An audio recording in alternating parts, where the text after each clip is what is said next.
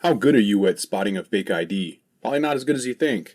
Bogus IDs are more sophisticated than ever, and experienced bouncers are having trouble telling fake IDs from real ones. Selling cannabis to minors can result in huge fines and even cost dispensaries their license. That's why Veriscan by IDscan.net protects their dispensary partners by performing more than 75 algorithmic checks on each ID's barcodes. So if your dispensary is worried about inadvertently selling cannabis to a minor, you should look into Veriscan by IDscan.net. They're offering listeners of this podcast free white glove setup. Just go to idscan.net to join over 1,000 North American dispensaries and 9 out of 10 of the largest MSOs who are competently bringing plant medicine to legal age consumers. All right, welcome back to the Green Rush Live. I'm Josh Kincaid from the Talking Hedge. We got Doug Miller here as well. We're going to have a good guest on as well, Kerri Accardi. She's a founder and CEO of 420 Media. But before she jumps on, we're going to chat briefly about ChatGPT. What does AI say about the cannabis industry?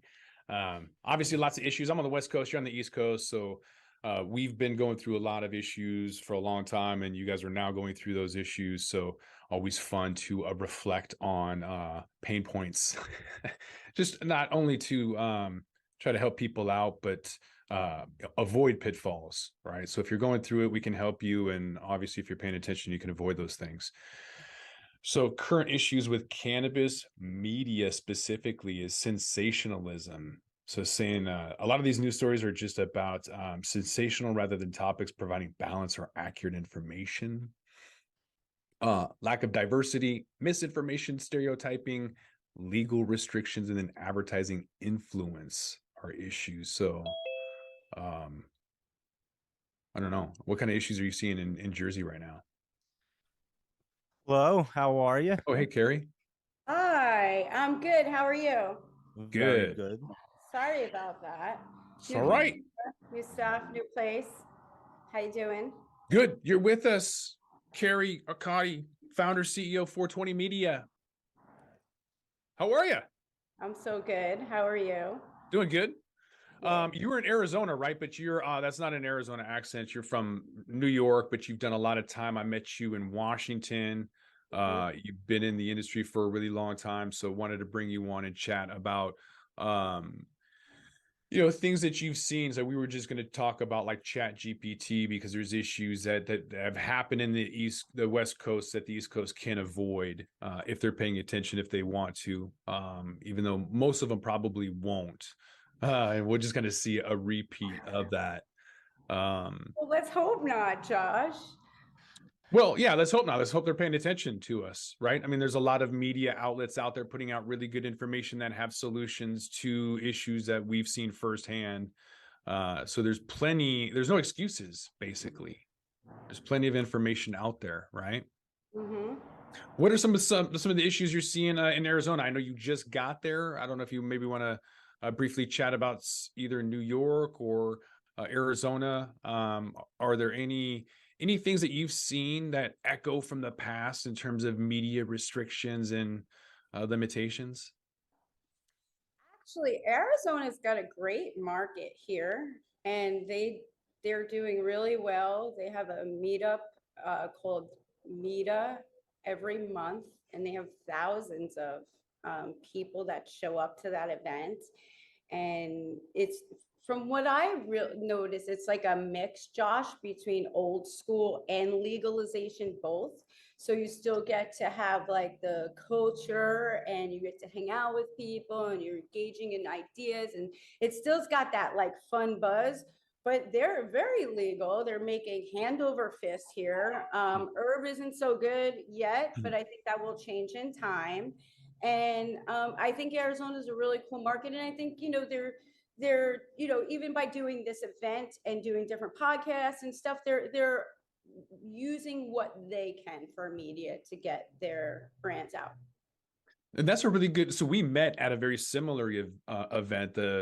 I think it was MJBA, Marijuana Business Association. Mm-hmm. And there's some of those that are out there. Cannabis Lab is kind of based out of like, I guess, Miami now.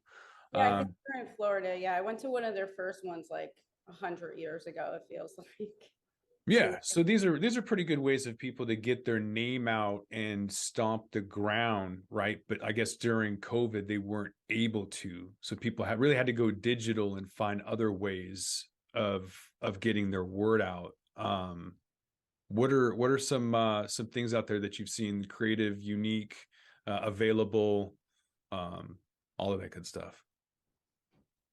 Well, I mean, without talking about ourselves and how awesome our content and opportunities are, I think that. Now your dog is letting you know that was a softball throw up for you to talk about Me too. some of the things Okay. that you're involved with. Kerri's been around for a long time, has a lot of media. So in addition to 420 Media, she's got an app. She's got a company called Canna TV, a lot of content. Super Bowl, Marvin Washington on there with cannabis, talking about active cannabis lifestyle and football and stuff. So I was Josh, setting you didn't up for that. introduce me to your co-host properly. We haven't done that yet. Oh, that's all right. I am Doug Miller. How are you doing? Hi, Doug. I'm great. How are you? Excellent, excellent. And I was checking out your platform. It's awesome. I was watching some videos earlier, and yeah, Oh, cool. we do want to talk about that platform because I do want to give you some plugs, and it's a really cool platform. You have a lot of educational information on there, and yeah, tell us about how you really got to that platform, because I saw you build an app for it, and you really are pushing it along. So I want to hear a little more about that. Yeah, so well, it kind of has to do with the East Coast. Originally, I left New York December 10th, 2013, on a mission to educate the world about cannabis after my aunt died. So it started really personal. I'm a cannabis consumer, a patient since I'm very young, and it's really helped with my health and other things. And so I've always known about the plant. And then I was lucky to know someone that owned a collective, was what they called dispensaries at the time in Northern California, and I started there. And so it really was, at first it was, before you can educate others, is you have to educate myself and really understand what is this layout. And that's kind of when, I started in Cali, went to Oregon, and then ended up in Washington when Josh and I connected. I think, Josh, it was like 2014 or 15 area. And so, yeah, it was really just as still is a mission to truly reach the people looking for the medicine or the plant to use for whatever reason they want to, whether it's hemp on building a house or skincare, or using the plant for health, or to just, take the edge off. And so I think that, this information has been blocked for a long time. My background is production. I'm a director, I'm a producer, I'm a trained actor. So it wasn't something I just started when I moved into this space. And so when I came in, after my friend, when I started, told me I was the worst trimmer he ever met, I realized that I should probably stay in my lane, right? And so that's how it really started. And it really just became a fight, to be honest with you, because using media, like when Josh and I met, is, this is an ever-changing landscape still 9 years later, just ever changing. And you have this a tornado of different people, from patients to businessmen to politicians and medical professionals. And so people just don't really understand. And to really understand the plant is to understand the history first and foremost, and then to understand how we got here. And I think that that's often overlooked, even still to this day. And so that's really what it began. We started filming early on. We have 8 years of professionally filmed content since 2014 that will be released on the platform. And in that time, I also had, I personally went through experiences with television. We had what they call an agency of record with CBS. So back in 2015 and 16, we were supposed to be airing cannabis content that was contractual. And then CBS reneged on that in 2016, about a week after the election. So that's going into a documentary. So it's still coming out, it's just coming out in a different way. And we'll see what they think about that. what that did was it gave me real insight that this information was being blocked, and it was purposely being blocked, and it was purposely being blocked across all sorts of levels. And in the same time, there was this divide constantly being created on very local levels, like in Seattle or in Washington, as well as in California and in Oregon. And so watching this whole thing play out the way it is has been interesting, to say the least, and really enlightening. At the end of the day, people still need the education, they need the information, and now brands are growing and they realize that they need the resources to reach the consumers. And so this is where Connected really comes in. And right now we have a lot of content, as you saw. Marv Washington's a Super Bowl champion. He's a host of one of our programs called The Fifth Quarter, which really delves into endocannabinoid system and athletes and cannabis. We have really cool animation. We have a holiday series that came out in December that really told the story from Santa's point of view of, understanding why people want the plant, and gave real insight to legalization and how we got there. So I suggest definitely watching that. And right now we're about to launch a Canna guide, which opens it up for brands to actually put themselves on TV and speak directly to their consumers through digital content or static ads, like magazine ads with QR codes. So then people can then go scan that QR code. We're all staying compliant, and then you're keeping that consumer as well as the data involved. So it's the game for me never changes. Let's educate the world about cannabis, and how do we do that with this post that keeps moving and landscape that keeps changing. And now we're here, so now it's gotten a lot more fun. No, that's an awesome, interesting story, and we have a lot of similarities because I lost my mom to cancer in 2016. She was actually one of the first medical patients in New Jersey. We had one dispensary at the time. It was called Compassionate Science, and now it's what Curaleaf owns. And yeah, she never smoked a day in her life. I've been in the legacy market. I'm 42 since I was 15. I can count on both hands how many days in my entire life I haven't smoked. So I loved the cannabis plant, and there was a major reason why. I had really bad allergies, and when I was 15, I smoked, and it was the first thing ever that ever relieved my allergies immediately. And I was like, this is something amazing. And I'll tell you what, I've been a pothead ever since, and I've been very happy to say it. And I've always been pro cannabis, and I never liked alcohol. I always thought everything else was garbage. And here you just fast forward. It's funny. I have a lot of friends that were big drinkers and everything, and now they all consume cannabis, and they all say, "I get it. Why you always did this?" Like, and it makes a lot of sense. You were able to work 7 days a week, 15 hours a day, and really go after your goals and achieve things. And you can't really do that with alcohol. You don't find many people that drink that have that kind of ambition or can even get up the next morning and do things like that. And cannabis allowed me to do it my entire life, still to this day. And I'm proud of it. So, and I've watched it help people medically, just like you were saying, medicinally. You have to help people and teach them the plant. And I actually make oils that stop seizures, and I work with doctors and help people all over the place. And it's a beautiful thing when you can see that doctors give them pharmaceutical medicine, gives out pharmaceutical medicines to patients, and it doesn't help. And then you give them cannabis, it just grows out of the ground, and you literally do your own extractions. Everything is very safe, and then it stops people's seizures, and they go to these doctors and they're just amazed. They're like, wow, that's amazing. And it's like, no, it's not. It's because this stuff actually works, and the stuff that you're giving them is garbage. It's one compound of garbage, and it's just not made to work. And yeah, it's awesome that you were that passionate about it and took it to that next level, and you have this literally an entire enterprise about cannabis and helping people. It's an amazing story. It's awesome.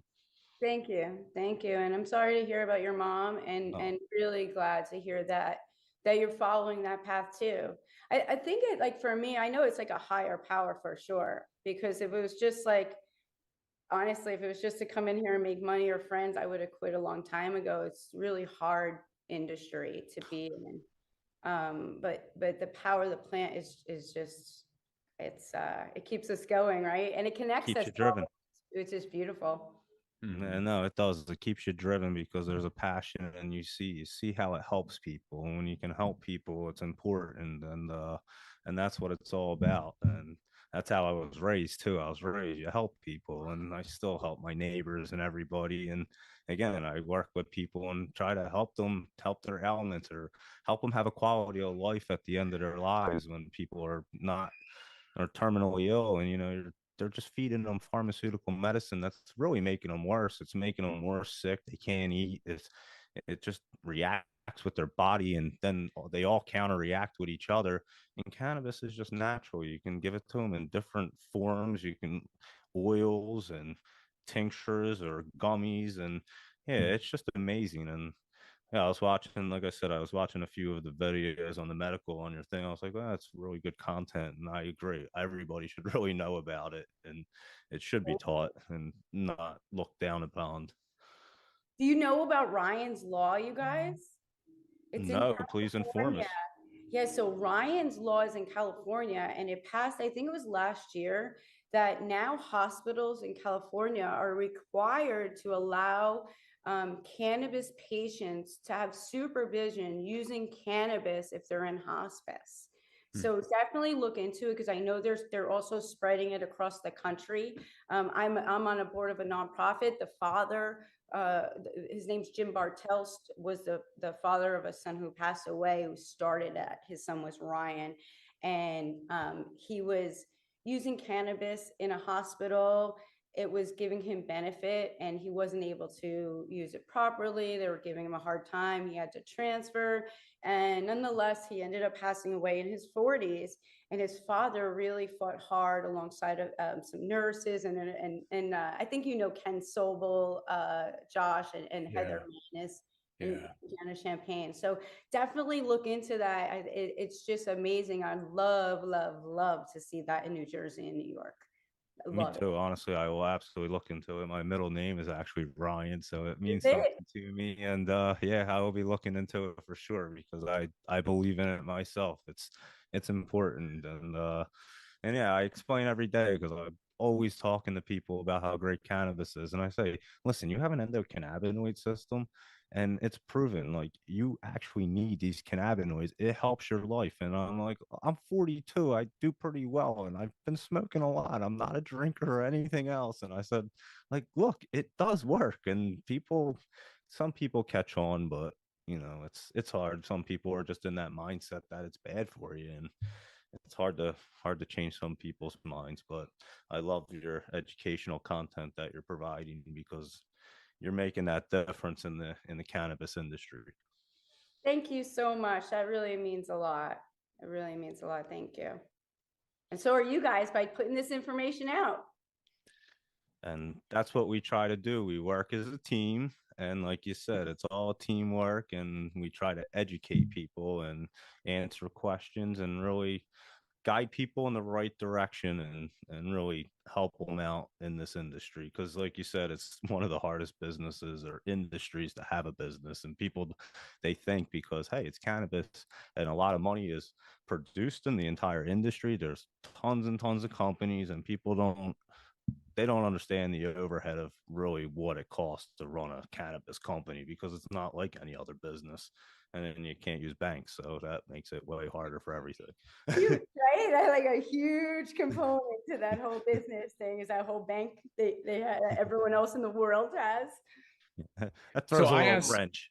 I asked Chat GPT. We've only got about 5 minutes left, so I want to ask this last question for you, Kerri, and see what you think. I asked Chat GPT, listing the reasons why top performing cannabis companies are doing so well.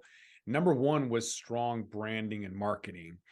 Maybe not a surprise based on this conversation. Access to capital is on there and obvious. Compliance and regulations, we've seen a lot of people fail that didn't really appreciate that. And then innovation, right? So those are four things that companies are doing well. Is there anything within that or that it's missing that you kind of wanted to highlight? I mean, number one is strong branding and marketing. I think that's kind of speaks for itself. I love Chat GPT too. Isn't it It's fun. such a cool tool? Yeah, I think, yeah, that's exactly right. But I think it's in those headings that's where the juice is, and that's where the gold is, right? What are you doing to market? What are you doing to reach your consumer? And this misinformation that you either can't advertise, or that you have to spend a gazillion dollars, when fact of the matter is there's more podcasts now than ever, there's more events now than ever, there's more local businesses involved now than ever. So like you spoke of, Josh, as we met at the MJBA, and back in 2014, that's exactly what they were doing, is coming together on a local level. We'd get on stage, introduce ourselves, have a good laugh, and we were able to build in that local. And then when you build in the local, you also can build in the social, and then you start to go in an outside events.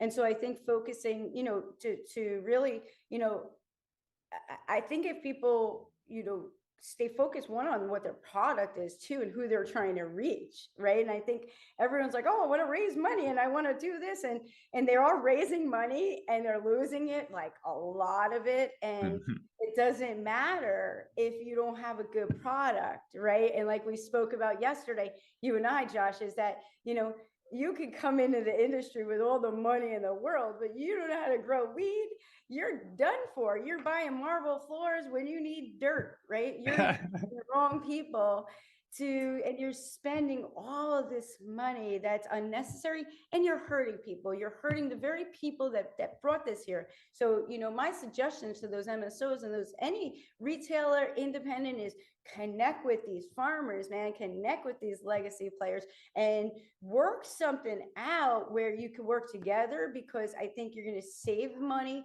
and you're going to bring that consumer the best product that they're looking for. And it's not about a high, it's about what that's making each of us feel, because your high is going to be different than what I get high or feel good. And I think, innovation is amazing in the cannabis industry. I cannot understand why people keep making gummies that look like gummies and they're the same thing. Like, come on, man, get innovative, right? There's like everything in the world you can make with cannabis right now. There's a restaurant here, I haven't gone, it's a dispensary, I think it's called The Mint. Ray Molino, I think is his name. They have a kitchen where you can get food that's infused, like real food, fries, and like food. So I think that's pretty cool. I think people are sleeping on hemp right now. I think really, like, again, in the clothing, in the housing, I think they just passed that into the housing codes as well. So all these like new markets are opening. I just confirmed I'm working on a 420 conference in the Virgin Islands that we'll be announcing next week. So again, super innovative. You've got tourists, you've got islanders. So I would love to see people make me want to come to your town to explore that cannabis journey. And don't everyone try to be like California, be like yourselves, and then maybe get the farmers that you might need from California to help you grow to the best in your environment, knowing that the knowledge that they have, right? And the connections to the good genetics and all that good stuff. So you got a lot of knowledge. You got a lot of shows about genetics and a lot of stuff. If people want more information and get more connected, where can they do that at? So everyone download Connected TV, please. And you can get the links at connected, CANNECTED.tv. We're across Roku, Apple, Android, Amazon Fire, all the smart TVs, except Samsung. So to Samsung, they denied us. So Connected TV, 420media.us is the marketing agency. My name is Kerri Accardi. You can reach me on LinkedIn, or Kerri at 420media.us. And that's my email.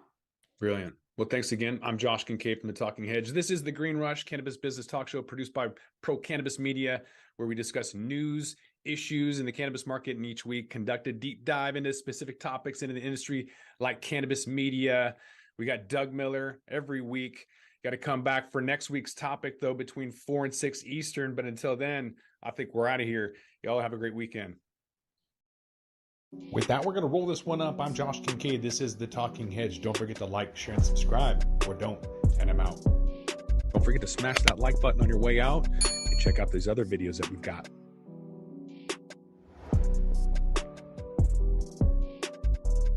Thanks for listening to today's show. To check out more great cannabis podcasts, go to podconnects.com. Here's a preview of one of our other shows. How do cannabis CEOs balance growth and optimization strategies? What is THCO, Delta-10, and CBNA, and why should you care about these minor cannabinoids? And why isn't the endocannabinoid system covered in medical school? Most people think they're up to date in trends in the cannabis industry, but they're about 6 weeks behind. Learn about what is truly next in the cannabis space by joining myself, Brian Fields, and Kellen Finney every week on the Dime Podcast, and of course, on PodConnects.